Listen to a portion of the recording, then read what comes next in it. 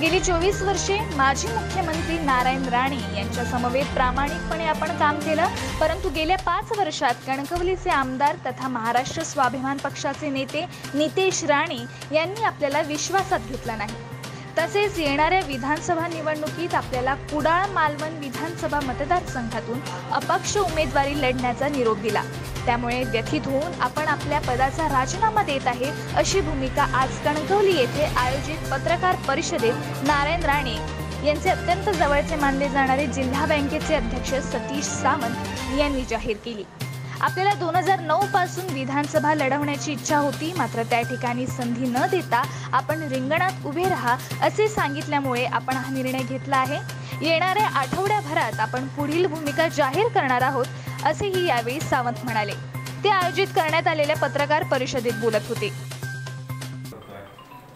1987 पासून स्वर्गीय केशवरावजी राणे यांच्या माध्यमातून कॉलेज जीवन असेल किंवा काँग्रेसचा युवक काँग्रेसचा अध्यक्ष म्हणून कामकाज केलं।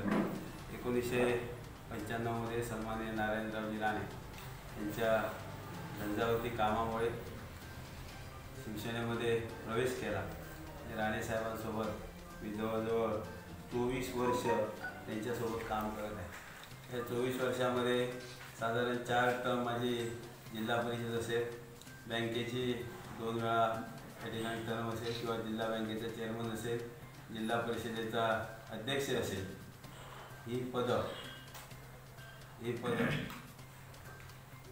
मी त्या ठिकाणी राणे साहेबांनी दिली। त्या पद्धतीने भूषवण्याचं काम केलं आणि विश्वत असते जी या ठिकाणी शासकीय योजना होत्या किंवा त्या सर्वसामान्यांसाठी काम केलेलं आहे। आज जिल्हा बँकेचा अध्यक्ष म्हणून सुद्धा आज एक छोटी जिल्हा बँक असून सुद्धा वेगवेगळ्या प्रकारच्या शेतकऱ्यांसाठी योजना असतील ही कामं करण्याचा मी प्रयत्न केला। असलेल्या बँकेमधनं कोणत्या पद्धतीने आपल्याला या भागातल्या सर्वसामान्यांची डेव्हलपमेंट करता येईल या दृष्टिकोनातून मी विचार केला। ते विचार करत असतेवेळी गेले 5 वर्ष मला कणकवली मतदारसंघामध्ये असं कोणत्याही निर्णय प्रक्रियेमध्ये मला त्या ठिकाणी सन्माननीय आमदार नितेश राणे यांनी सामावून घेतलं नाही।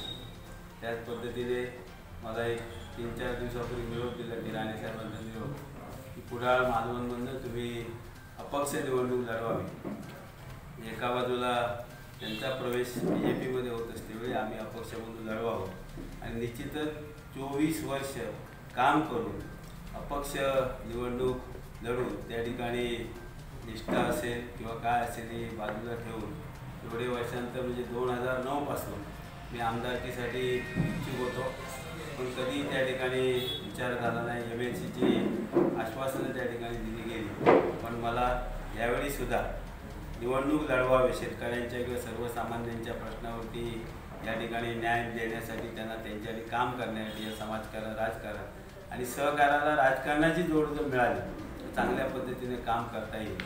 आणि म्हणून मी त्या ठिकाणी तरी इच्छुक असलो तरी पण अपक्ष म्हणून मला 24 वर्षांनंतर जर निवडणूक लढवायची असेल तर मला त्याबद्दलच्या